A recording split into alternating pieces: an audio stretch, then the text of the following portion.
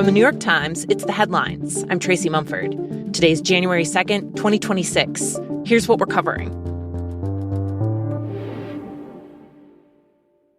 Authorities in Switzerland are calling the New Year's Eve fire that ripped through a pack bar in a ski resort one of the worst tragedies the country has ever experienced. About 40 people were killed and 115 injured, many of them seriously. The country's burn units have been overwhelmed to the point that some victims have been sent to other countries. Officials say it's too early to comment on the cause of the fire, but the blaze set off a flashover when surfaces in an enclosed space become hot enough to ignite almost simultaneously, spreading flames with lethal speed. At least one explosion followed. I met a young man who was inside when it happened. He rushed out when he saw the smoke, so he was not harmed. But he told me that his friend stayed inside and was injured, and she was at the main hospital in the area, and it's where he waited all day to find out how she was, but they didn't let him see her. My colleague Segalin Lustradik is reporting from the town, Crans-Montana, which draws people for skiing and its views of the Alps. She went to the site of the fire. The streets around had been cordoned off by police officers, and then on one of these streets, there was a little table where people from the town came and placed flowers and candles. And I talked to some of them. They were mostly young people because, as we found out from talking to people here, it was a bar where mostly 18-year-old, 20-year-olds would go to. I talked to this group of 4. They were all 17.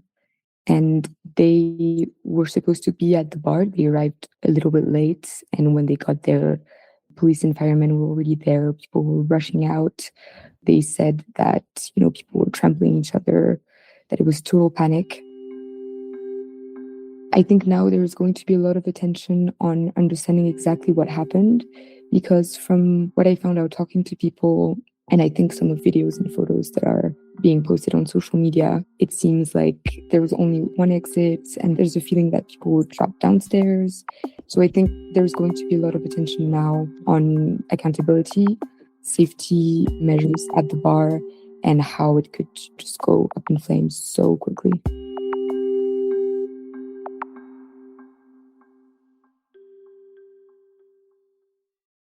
President Trump has announced that he will abandon efforts to deploy the National Guard in 3 major cities, Chicago, LA, and Portland. The move marks a significant retreat from one of his most high-profile attempts to test the limits of his power. On the ground, though, residents may not see much of a change. Amid multiple legal challenges, the troops in Portland and Chicago already had almost no public presence. And in LA, the White House had already begun backing away from attempts to keep control of National Guard soldiers there. Trump's announcement came about a week after the Supreme Court issued a preliminary ruling blocking the administration from deploying National Guard troops in Chicago, where state and local officials had objected to it.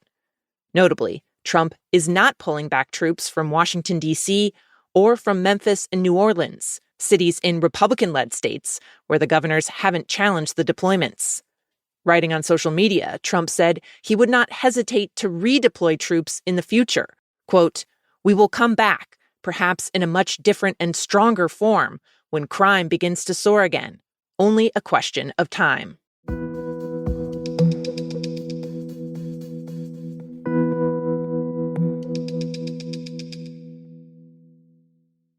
Starting this month, millions of Americans are now facing much higher costs for their Obamacare plans after efforts in Congress to extend enhanced healthcare subsidies failed. The Times talked with people affected by the price hikes, including a family of 4 in California whose plan has gone from $1,300 a month to $4,000, and a couple in North Carolina who are looking at a jump from roughly $600 a month to $3,000. As a result, people say they're making hard choices. Some are deciding to go without health insurance, like a 58-year-old woman in Oregon who told The Times she'd decided to keep coverage for her husband, but drop it for herself. Others are choosing plans that have a lower premium, but require them to pay thousands of dollars more in out-of-pocket costs. And still others say they're planning to limit the amount of money they make this year so they can try and qualify for subsidies still available to those at lower income levels. Lawmakers could still decide to extend the enhanced subsidies sometime this year, but there's been infighting in the Republican Party, which controls Congress, about whether or not to do so.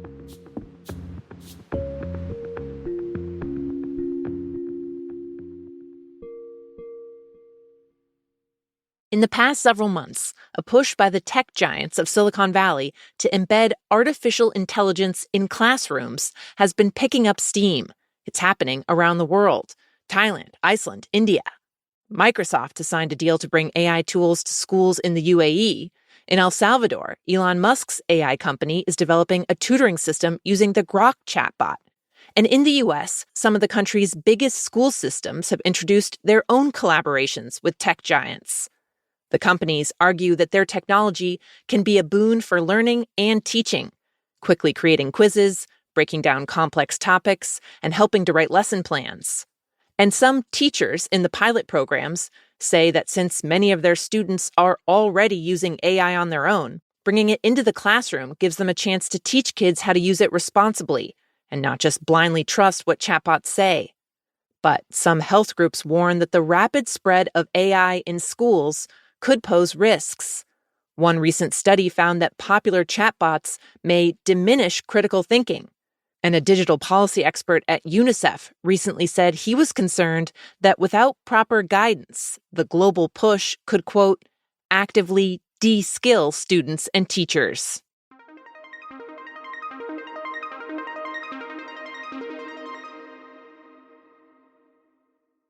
And finally, startups are always ushering in new office trends. We have lived through the days of companies offering yoga breaks, beanbags for chairs, beer on tap, or bring your dog to work. Now, some startups are going no shoes. The trend is spreading in small tech offices. One AI startup the Times talked with offers all visitors custom slippers to slide on at the door instead of their street shoes. The CEO said it makes it feel like home and, quote, disarms you in a positive way.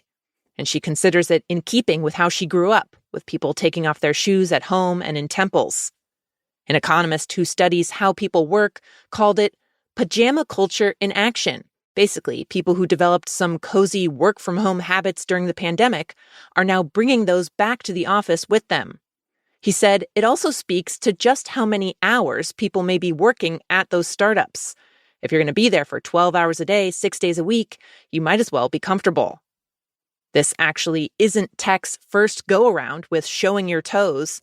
The Times checked in with a few Silicon Valley companies who went no shoes a decade ago or more. Since then, they seem to have largely re-embraced footwear. Those are the headlines. If you'd like to play the Friday News Quiz, stick around. It's just after these credits. This show is made by Will Jarvis, Jan Stewart, and me, Tracy Mumford. Original theme by Dan Powell. Special thanks to Isabella Anderson, Larissa Anderson, Zoe Murphy, and Paula Schumann. Now, time for the quiz.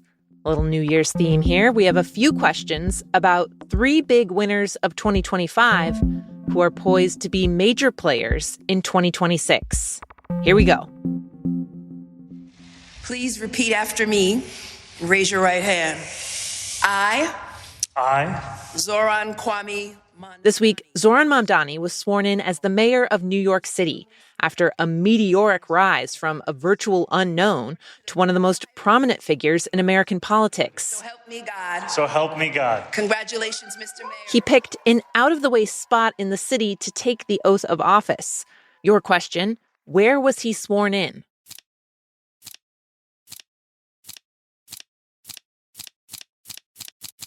The answer? Mamdani's inauguration ceremony was held in an old subway station below City Hall. The station, which has been closed since 1945, is famous for its tiled arches, vaulted ceilings, and chandeliers. Mamdani said it was a symbol of a, quote, city that dared to be both beautiful and build great things that would transform working people's lives. Moving on to the next question. It just continues to go higher. And there's nobody that's near them. On Wall Street, one company spent all last year smashing stock market records, becoming the first publicly traded company to ever be worth $4 trillion. then $5 trillion, and it is still at the top. What company is it? It's multiple choice. A, Amazon. B, OpenAI. C, NVIDIA. D, Berkshire Hathaway. Amazon, OpenAI, NVIDIA, Berkshire Hathaway. The answer? NVIDIA. The company has a near total lock on the market for the chips that power AI and has become a driving force behind the entire U.S. economy. Quick bonus question here. NVIDIA comes from the Latin word invidia. What does it mean? The answer?